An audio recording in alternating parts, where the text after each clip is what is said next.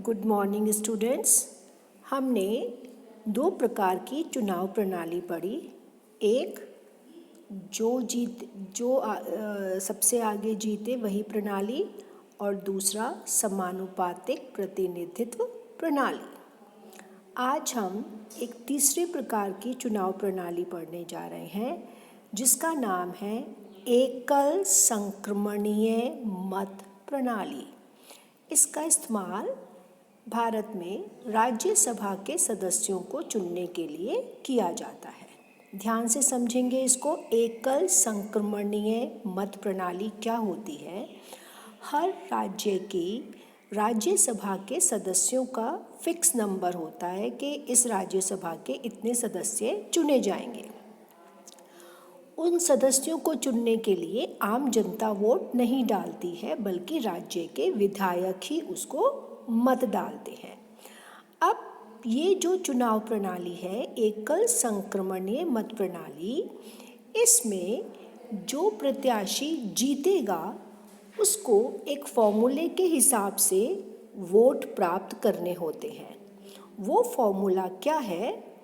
कुल मतदान बटा कुल विजयी उम्मीदवार +1 ब्रैकेट में, और उसमें एक जोड़ दिया जाता है +1।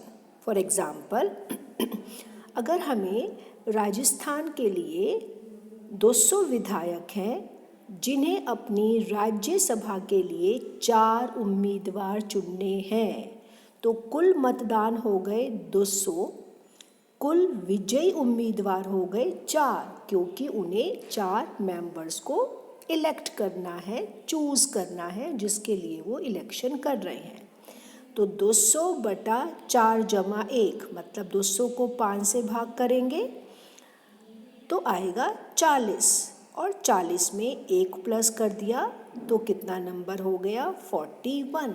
इसका मतलब जो जीतेगा उसको कम से कम 41 वोट प्राप्त होने चाहिए। लेकिन सिंपल काउंटिंग नहीं होती है। जब वोट डाले जाते हैं 4 सदस्यों को चुनने के लिए, जो 200 विधायक हैं वो अपनी प्रेफरेंस के अकॉर्डिंग वोट डालते हैं कि मेरी फर्स्ट प्रेफरेंस कैंडिडेट सी है, सेकंड प्रेफरेंस कैंडिडेट बी है। इस तरीके से वो अपनी प्रेफरेंस देते हैं। 4 लोगों को चुनना है तो उन चारों में से उन्होंने एक वरीयता के अनुसार अपना वोट डाला। अब जब गणना की जाती है तो सबसे पहले फर्स्ट प्रेफरेंस वाले कैंडिडेट के वोट्स गिने जाएंगे। अगर ऐसा गिनने से उसको जो हमने फॉर्मूले से वोट निकाले थे 41, वो वोट नहीं मिलते हैं किसी भी कैंडिडेट को जो फर्स्ट कैटेगरी में है, ऐसे केस में क्या किया जाता है? दोबारा से मतगणना की जाती है और उस प्रत्याशी को मतगणना से निकाल दिया जाता है जिसे प्रथम वरीयता वाले सबसे कम वोट मिले हों। फर्स्ट प्रेफरेंस पर जिस कैंडिडेट को सबसे कम वोट मिले होंगे उसे कंपटीशन से बाहर कर दिया जाता है, और उसके जितने भी वोट हैं बाकी प्रत्याशियों में बांट दिया जाता है। अब ऐसा करने में प्रत्येक मतपत्र पर अंकित द्वितीय वरीयता वाले प्रत्याशी को वह मत हस्तांतरित कर दिए जाते हैं, क्योंकि हमारे एक कैंडिडेट को तो काउंटिंग से निकाल दिया। अब जो सेकंड प्रेफरेंस वाला कैंडिडेट है उसको ये वोट शिफ्ट हो जाते हैं और अब दोबारा से गणना की जाएगी, और अब हम किसको गिनेंगे? सेकंड प्रेफरेंस वाले कैंडिडेट को के जो वोट्स हैं वो गिने जाएंगे, और अगर उसे 41 वोट मिल जाएंगे तब उसे विजयी घोषित कर दिया जाता है।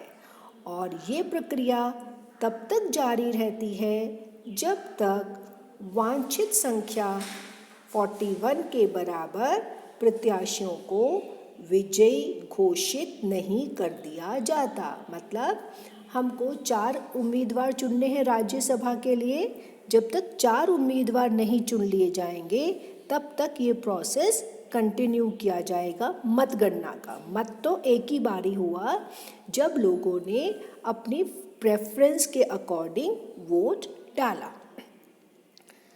तो आई होप आपको ये बात समझ आई होगी कि भारत में राज्यसभा के सदस्यों का चुनाव करने के लिए किस मत प्रणाली का उपयोग किया जाता है।